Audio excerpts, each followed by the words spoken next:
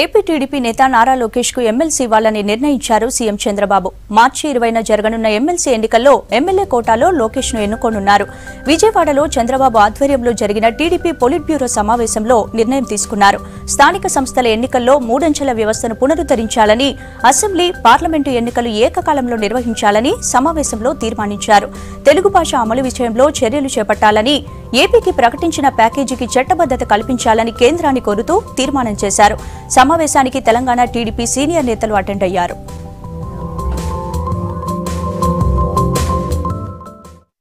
స్థానిక సంస్థలు కానివ్వండి, మళ్ళీ 1-2 రోజుల్లో ఎమ్మెల్యే కోటాలో కానివ్వండి అభ్యర్థుల ఎంపిక ప్రకటించడం జరుగుతుంది. లోకేష్ గారికి ఎమ్మెల్సీగా వస్తున్నారు.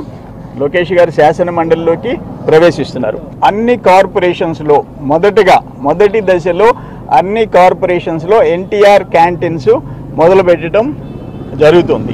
ఎవరైతే అనాథలుగా ఉండారో, వీధుల్లో ఆడుకుంటామో ఇటు చేస్తున్నారో, వాళ్ళకి తల్లిదండ్రులు లేక దిక్కు లేక ఉండారో వాళ్ళకి కూడా వాళ్ళ సంరక్షణ కూడా ఎలా చేయాలో త్వరలోనే గవర్నమెంట్ నిర్ణయం తీసుకునే విధంగా పొలిట్ బ్యూరోలో ఒక నిర్ణయం తీసుకోవడం జరిగింది.